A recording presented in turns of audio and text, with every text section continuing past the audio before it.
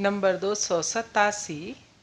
जिनके जीवन में कर्म, योग, ज्ञान और भक्ति इन चारों का अपूर्व समन्वय हो, वे ही सर्वश्रेष्ठ आदर्श महापुरुष जगत गुरु हैं। सार्वजनीन धर्म के नए आदर्श को श्री ठाकुर स्वयं आचरित करके जगत को दे गए हैं। यही है आज का युग धर्म। नंबर 288। त्याग के बिना जैसे योग नहीं होता, वैसे भी भोग भी नहीं होता। त्याग के बिना भोग केवल दुर्भोग ही है। एकमात्र दीर्घ काल व्यापी दुख सहन करना ही सार होता है। त्याग का नाम सुनते ही लोग डर से भागते हैं।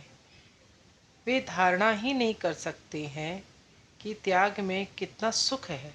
त्याग करने की बात से जो स्त्री पुत्र प्रियजन घर बार धन संपत्ति सब छोड़कर सन्यासी ही बनना पड़ेगा, इसका क्या मतलब? अपने रोज के व्यवहारिक जीवन में साध्यानुसार एक आधे छोटे मोटे त्याग का अभ्यास करके देख लो ना। उसी से समझ सकोगे कि त्याग में कितना सुख और आनंद है। उससे चित्त कितना व्यापक, उदार और प्रसन्न होता है। जो त्याग आनंद प्रदान नहीं करता, वह त्याग ही त्याग नहीं है और कुछ है। 289। त्याग ही जीवन का जीवन है। हम प्रतिक्षण अनजान में त्याग करते हैं। जीवन धारण के लिए श्वास छोड़ते हैं। आहार आदि के जरिए हृदय में ज्यों ही रक्त संचय हुआ कि वैसे ही साथ साथ समस्त शिराओं में संचरित किया जा रहा है, अन्यथा मृत्यु निश्चित है। हम जो कुछ भी दूसरों से या प्रकृति से पाते हैं और जो कुछ भी उपार्जन करते हैं, विद्या, बुद्धि, ज्ञान, धर्म, धन, वे दूसरों के उपकार के लिए हैं, दूसरों का अभाव मिटाने के लिए है। उन्हें यदि बिना हिचकिचाहट के हम दान या वितरण करने में विमुख हो तो वे समय पाकर नष्ट हो जाते हैं, किसी के भी कुछ काम में नहीं आते। शब्द वितरण है, विनिमय है नहीं। दान या त्याग स्वेच्छापूर्वक और अभिसंधि रहित होना उचित है, तभी वे अभय फलदायी होते हैं। श्री स्वामी जी ने कहा है, बस देते ही चलो, कुछ प्रत्याशा मत रखो। जो प्रत्याशा रखता है उसका सिंधु बिंदु हो जाता है। नंबर 290। वाह्य प्रकृति में त्याग की क्रिया सर्वत्र ही की जाती है। सूर्य, चंद्र, तारे प्रकाश और उत्ताप दे रहे हैं। झाड़ पौधे फल प्रसव करते, छाया दान करते और फूल मधु तथा सौरभ वितरण करते हैं। नदी तृष्णा निवारण करती और पृथ्वी प्राणियों के लिए खाद्य तथा भोग सामग्री उत्पादन करती है। सब ही नीरवता पूर्वक निज निज स्वभाव अनुसार जीवों के उपकार के लिए अपने आप को वितरित कर दे रहे हैं। एक आदमी ही केवल मरने के समय भी मेरा मेरा करते मर रहा है। Point number 291। योगी और त्यागी पुरुष अपने उपभोग के निमित्त किसी का भी दान ग्रहण नहीं करते, क्योंकि उससे मन की स्वाधीनता और पवित्रता को काफ़ी नुकसान पहुंचता है। दान ग्रहण करने से बाध्य बाधकता पैदा होती है और दाता के पाप शरीर तथा मन को कलुषित करते हैं। मेरे लिए यह हो जाए, वह हो जाए, मुझे यह चाहिए, वह चाहिए, इस प्रकार वासनाओं के अधीन होना और उसके लिए दान ग्रहण करने का नाम परिग्रह है। अपरिग्रह है कामना शून्य त्याग का भाव। केवल शरीर रक्षा के लिए कुछ ग्रहण करने को परिग्रह नहीं कहते। ज्ञानी लोग फिर उस समय सामान्य भोग में भी आसक्त नहीं होते, क्योंकि वे निश्चय पूर्वक जानते हैं कि भोग में सुख नहीं है और उन्हें सुख इच्छा भी नहीं होती। पर उनमें से जो कोई लोक हितकर कार्यों में रत रहते हैं, वे उस काम को ठीक तरह से कर सकने के उद्देश्य से यदि दान स्वीकार करें तो उनमें दोष नहीं होता। नंबर 292। नाम और नामी अभिन्न। भगवान और उनका नाम अभेद है। उनके रूप, गुण और भाव जैसे असंख्य हैं, उसी तरह उनके नाम भी असंख्य हैं। उनके नाम की शक्ति अमोघ और अनंत है। जिस नाम में भी तुम्हारी रुचि हो, वही नाम लेते जाओ। इसी से वे तुम्हारी पुकार का जवाब देंगे। केवल उनके नाम जप से ही समस्त अभीष्ट पूर्ण हो सकते हैं और उन्हें भी प्राप्त किया जा सकता है। जपात सिद्धि। नंबर 293। किंतु गुरु परंपरा के बिना वस्तु लाभ होने का नहीं है। गुरु परंपरा के द्वारा एक शक्ति धारावाहिक रूप से शिष्य में आती है और फिर उसके शिष्य में जाती है। कल्पनातीत समय से लेकर आज तक इसी प्रकार की नाम की आध्यात्मिक शक्ति विशेष विशेष बीज मंत्र रूप से उनकी कठोर साधनाओं द्वारा केंद्रीभूत होती है। यह मंत्र ही साधक की आशा, आकांक्षा और उसके आदर्श का जीवित प्रतीक है। चित्त को एकाग्र करके उस मंत्र का नियमित जप करने पर उसका महात्म्य प्रत्यक्षीभूत होता है। पर जिन्होंने गुरु परंपरा से मंत्र पाया हो, ऐसे शुद्ध चित्त साधक के पास से यथाविहित दीक्षा ग्रहण करनी पड़ती है और उनके प्रति पूर्ण श्रद्धा विश्वास रखकर उनके उपदेश अनुयायी साधन भजन करने से शीघ्र ही सिद्धि प्राप्त होती है। नंबर 294। यदि कोई दरवाज़ा बंद करके सो रहा हो तो उसका नाम लेकर पुकारने तथा दरवाज़ा खटखटाने से जैसे वह जागृत होकर जवाब देता है और दरवाज़ा खोलकर दर्शन देता है, उसी प्रकार सरल विश्वास और भक्ति के आवेग के साथ इष्ट मंत्र का जप और साधन करने से सब जीवों के हृदयाशी इष्ट देवता जागृत होकर हृदय मंदिर का दरवाज़ा खोल देते हैं और साधक को दर्शन देकर कृतार्थ करते हैं। नंबर 295। उनके नाम की इतनी अपार महिमा है कि उनका नाम लेने से पापी पाखंडियों तक का उद्धार हो जाता है। भक्ति रहित आदमी को नाम में रुचि हो जाती है और विषयों से अरुचि हो जाती है, और कुछ साधन भजन न कर सको तो कम से कम उनका नाम स्मरण ही किए चलो।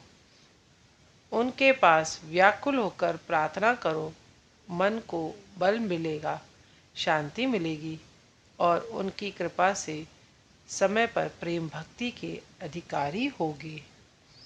नंबर 296। तपस्या 3 प्रकार की है: कायिक, वाचिक और मानसिक। व्रत आदि, कृच्छ साधन और दुखियों की सेवा इत्यादि शारीरिक तपस्या है। सत्य परायणता वाचिक तपस्या है और इंद्रिय संयम तथा ध्येय वस्तु में एकाग्रता साधन मानसिक तपस्या है। और जो परमार्थ लाभ के प्रयासी हैं, उन्हें इस त्रिविध तपस्या का आचरण करना चाहिए।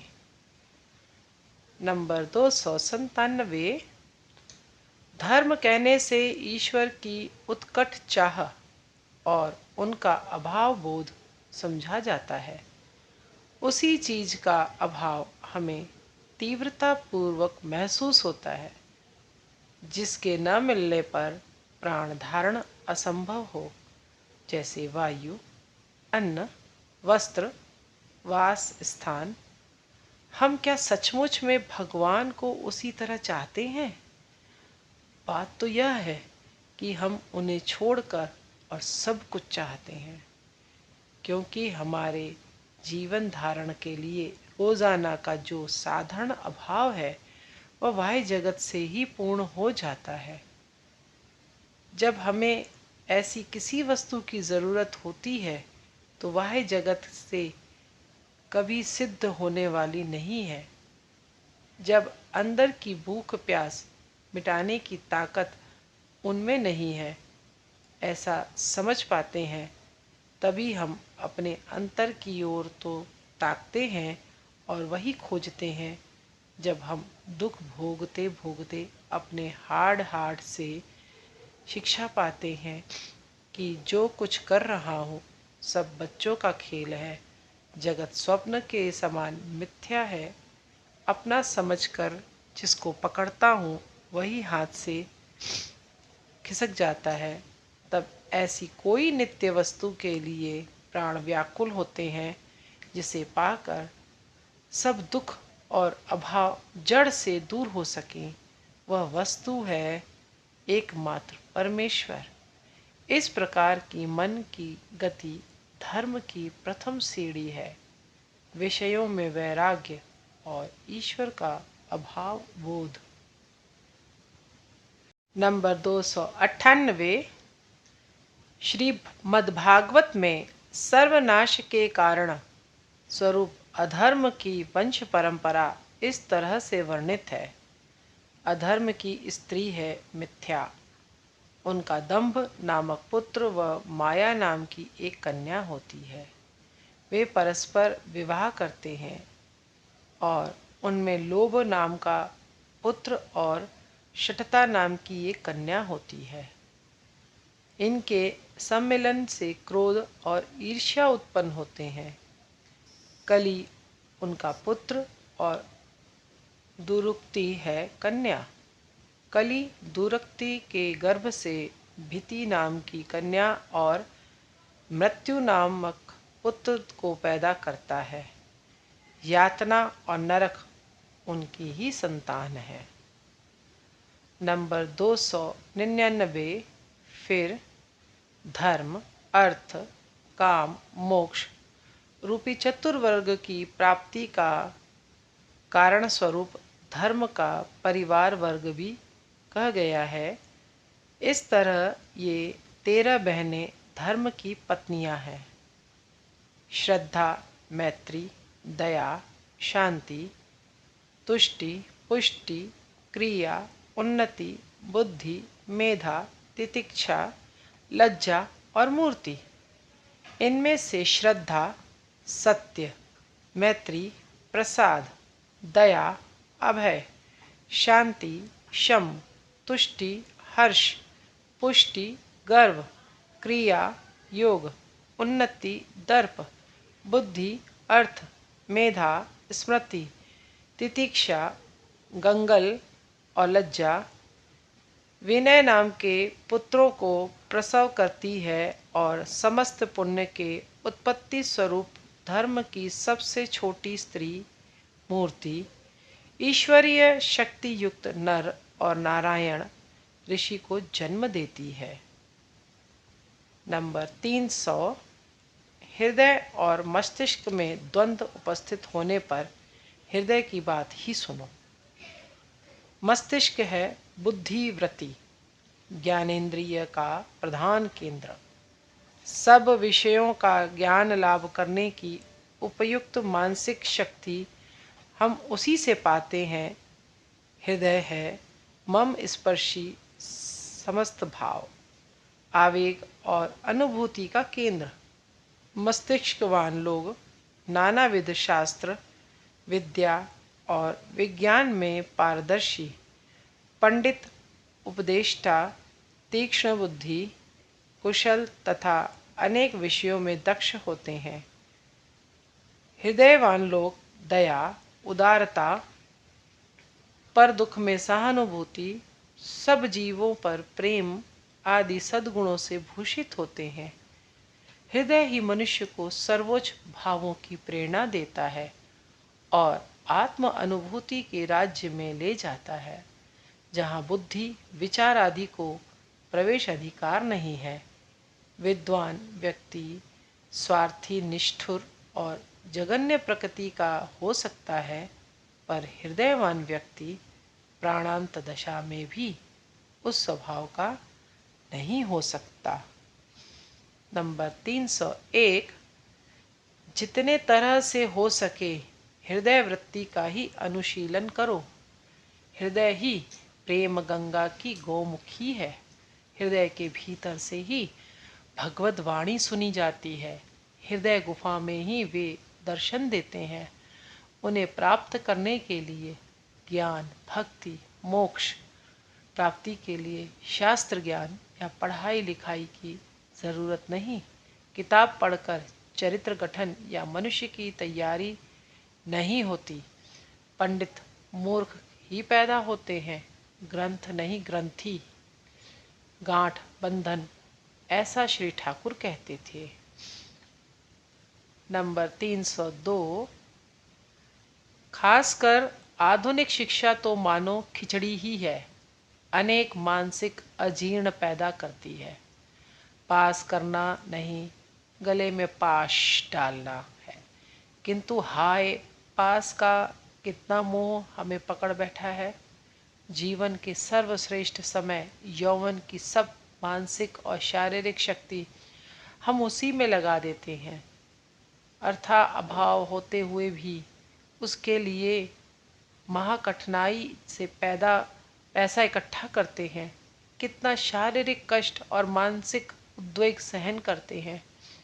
परिणाम प्रायः ही स्वास्थ्य नाश और जीवन संग्राम में पराभूत होकर चहु और अंधकार दर्शन। इसके ऊपर से यदि बाल विवाह के फलस्वरूप साथ की ही औरत, लड़के, बच्चों का भरण पोषण भी करना पड़े तो सोने में सुहागा। विश्वविद्यालय को जो गुलाम खाना कहा गया है वह झूठ नहीं है। स्कूल कॉलेजों की शिक्षा जिस रूप में आज उपस्थित है वह अर्थकारी भी नहीं, कार्यकारी भी नहीं है अनर्थकारी और आत्मघाती। नैतिक मेरुदंडहीन, धर्म में श्रद्धाहीन, विदेशी भावापन, जीवंत मृत तुल्य लोग तथा कथित शिक्षित समुदाय में ही अधिकांश देखे जाते हैं। जिनके निहायत शुभ संस्कार हो वे ही बच निकलते हैं। नंबर 303, दुर्लभ मनुष्य जन्म पाकर उन्हें पाने की चेष्टा करो, जिन्हें पा लेने से सब कुछ पाना हो चुकता है। पाने के लिए और कुछ नहीं रहता। उन्हें जानने का यत्न करो, जिनके जान लेने पर समस्त वस्तुओं का जानना संपन्न हो चुकता है। जानने के लिए और कुछ भी शेष नहीं रहता। उन्हें प्रेम करो, जिन्हें प्रेम करने पर अन्य सब तरह का प्रेम, कामिनी कांचन में आसक्ति, राख मिट्टी मालूम पड़ने लगता है। इस तरह से जीवन गठित करो कि मृत्युहीन जीवन प्राप्त कर सको। नंबर 304, पर इस तरह की रतिमति होनी चाहिए, साधना चाहिए, नितांत कठोर साधना। एक छटाक साधना भी 100 मन बोल बकवाद से ज़्यादा वजनदार होती है। एक बिंदु प्रेम समुद्र के बराबर शास्त्र ज्ञान की अपेक्षा ज़्यादा तृष्णा निवारक होता है। प्रेम है मानो खीर, मलाई, माखन और शास्त्र आदि अपराविद्याएं हैं मानो मठा। विचार, शास्त्र व्याख्या, वक्रता, आदि ये सब निम्न श्रेणी के लोगों के लिए हैं। वे उन्हीं के लिए बैठे रहे। बैठने दो। जो मठा ही पीना चाहे पिए। तुम जितना हो सके खीर, मलाई और माखन खाओ। नंबर 305। पवित्रता ही सत्यम शिवम सुंदरम का चिर तुषार मंडित कैलाश धाम है। पवित्र हृदय में ही वे प्रतिभात होते हैं। पवित्र हृदय में ही समस्त महान तत्वों का स्फुरण होता है।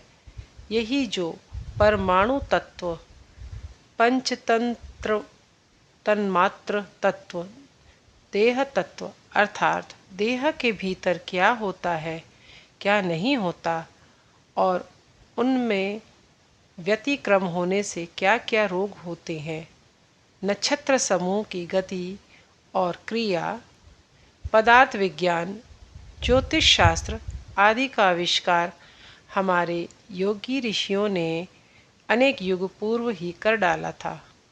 वह कैसे संभव हुआ होगा भला? उनके पास तो दूरवीक्षण और अणुवीक्षण प्रभृति वैज्ञानिक यंत्र, अनेक रासायनिक द्रव्यों से परिपूर्ण प्रयोगशाला आदि नहीं थे। उन्होंने शुद्ध मन की एकाग्र अंतर्दृष्टि की सहायता से ही अनेक गुण तत्वों का आविष्कार किया था, जो वर्तमान सभ्य जगत की पंडित मंडली को भी विस्मय में डाल देने वाले हैं।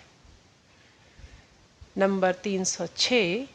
पराभक्ति, ज्ञान और मोक्ष प्राप्ति के यदि अभिलाषी हो तो भीतर से बाहर से पवित्र होना पड़ेगा। देह और अंतःकरण शुद्ध होना चाहिए। उसका उपाय श्री ठाकुर कहते थे, कामिनी कांचन त्याग अत्यंत कठिन है पर असाध्य नहीं। प्राणपण से चेष्टा और अभ्यास, पुरुषकार और साधन द्वारा सभी कार्य सिद्ध होते हैं। पुरुषकार भी भगवत कृपा बिना नहीं होता। एक दो ही कटे लाखों पतंगों में से ही, पर कौन कह सकता है कि तुम उन्हीं एक दो में से नहीं हो। इसी विश्वास से आगे बढ़ो। नंबर 307। हम लोग ज्ञान पापी हैं। जानने समझने के बाद भी पाप कर्म करना तो छोड़ते ही नहीं, और ऊपर से अज्ञानता का ढोंग रचते और रोना रोते हैं। ज्ञान पापी असल नास्तिक है, पापी का परित्राण है, पर ज्ञान पापी के लिए मोक्ष नहीं। जो जागता हुआ सो रहा हो उसे भला कौन जगाएगा? धर्म लाभ बच्चों का खेल ही तो है न। मन और मुख यदि एक न कर सके, पूर्णतया सरल न हो, तो कुछ भी नहीं होगा। 308। चालाकी से या धोखा देकर कोई भी महत् कार्य संपन्न नहीं होता। बाहरी आडंबर और दिखाऊ बातचीत की चमक से लोगों को भुलावे में डाल सकते हो, पर भगवान के साथ तो कपटता नहीं चलेगी। खुद ही ठगे जाओगे। साधन भजन सब फूटी कलसी में जल भरने के समान वृथाश्रम ही सिद्ध होगा। अक्लांत परिश्रम और पूर्ण आत्मोत्सर्ग द्वारा ही महत् कार्य साधित होते हैं। नंबर 309। खुद कुछ नहीं करूँगा या कर नहीं सकूँगा। तुम यदि कर दो तब भी बने। यह सब पुरुषत्वहीन लोगों की बातें हैं। मुंह में डाल दो तब खाऊंगा। यह भाव जिस व्यक्ति या जिस समाज का हो उसका मर जाना ही अच्छा है, और प्राकृतिक विधान से धीरे धीरे शक्तिहीन होकर वे मर भी जाते हैं। परमुखापेक्षी होकर या किसी दृष्ट या अदृष्ट शक्ति की सहायता के भरोसे पर जीवित रहना मृत्यु तुल्य ही है। स्वाधीनता है स्वर्ग, पराधीनता नरक। 310। कर्मवाद स्वीकार करने पर अदृष्टवादी तकदीरवादी क्यों होना पड़ेगा? कर्मवाद चिरकाल से ही मनुष्य के सामने मुक्ति की वाणी ही घोषित कर रहा है। यदि मैं कर्म दोष से स्वयं को बद्ध होकर अधपतित कर सकता हूँ, तो निश्चय ही कर्म के बल पर अपने को उन्नत भी कर सकता हूँ। खुद को यदि खुद ही बांध सकता हूँ, तो खुद ही उस बंधन को खोल भी सकता हूँ। फर्क है केवल इच्छा और कर्म के प्रकार का। सत संकल्प, सत कर्म और साधु वृत्ति के द्वारा असत कर्म पाश का छेदन करके हम मुक्त क्यों नहीं हो सकेंगे? यदि किसी समय भी मुक्ति की संभावना न होती तो मनुष्य पागल हो जाता, और यदि असत कर्मों से अधिक लाभ हो तो हम आत्मोत्सर्ग करके सत्कर्म या धर्म करने ही क्यों जाएं? यदि ऐसा होता तो सारा धर्म भाव, साधु भाव, दया, प्रेम इस जगत से लुप्त हो जाता और मनुष्य पशु में परिणत हो जाता। नंबर 311। भगवान अनंत स्वरूप होकर कैसे क्षुद्र सीमा विशिष्ट मनुष्य शरीर में अवतीर्ण हो सकते हैं? इस प्रश्न के उत्तर में स्वामी जी ने कहा था, हाँ, भगवान अनंत स्वरूप है, यह सत्य है, पर तुम्हारी जैसी धारणा है वैसे नहीं। तुम लोग अनंत का अर्थ स्थूल रूप से समझते हो, एक बहुत बड़ी विराट वस्तु जो सारे जगत को जोड़े हुए है, इसलिए ऐसा सोचते हो कि एक इतनी बड़ी विराट वस्तु अपने को संकुचित करके इस अति क्षुद्र मनुष्य शरीर में कैसे प्रविष्ट हो सकती है? दरअसल भगवान की अनंतता का तात्पर्य उनकी असीम आध्यात्मिक सत्ता से ही है, और इसलिए नर देह धारण कर अवतीर्ण होने पर भी इस सत्ता की अनंतता में कोई बाधा उपस्थित नहीं होती। नंबर 312। जो निर्गुण ब्रह्म है वे ही सगुण ब्रह्म है। सगुण ब्रह्म और अवतार में कोई पार्थक्य नहीं है, पर अवतार और जीव में प्रभेद है। मनुष्य अपने कर्मवश बाध्य होकर बार बार जन्म ग्रहण करता है, किंतु अवतार स्वेच्छा से जगत की रक्षा, अधर्म का नाश और धर्म संस्थापना के लिए तथा साधु और भक्तों पर अनुग्रह करने के लिए युग युग में अवतीर्ण होते हैं। और भी जीव त्रिगुणात्मक प्रकृति के वशीभूत होकर जन्म ग्रहण करते हैं, किंतु अवतार प्रकृति के या त्रिगुणों के अधीन नहीं, उनके मालिक और नियंता है। अवतार साक्षात भगवान ही है, केवल उनकी देह रूपी खोल ही मनुष्य के आकार की होती है। नंबर 313। भगवान कहने से हम जो कुछ भी श्रेष्ठ और चरम तत्वों की धारणा कर सकते हैं, उन्हें हम अवतार में ही मूर्त स्वरूप में देख पाते हैं और ठीक तरह से समझ सकते हैं। वे समस्त ईश्वरीय गुणों के मूर्त विग्रह हैं। अवतार शरीर से भगवान ही नाना प्रकार की लीला करते हैं, पर जगत के विशेष कार्य की सिद्धि के लिए वे अल्पसंख्यक शुद्ध चित्त भक्त और अंतरंग पार्षदों के निकट ही निज स्वरूप को प्रकाशित करते हैं और ठीक आदमी के समान ही व्यवहार करते हैं। इसलिए साधारण लोग उन्हें पहचान नहीं सकते, यहाँ तक कि वे उनकी अवज्ञा भी करते हैं।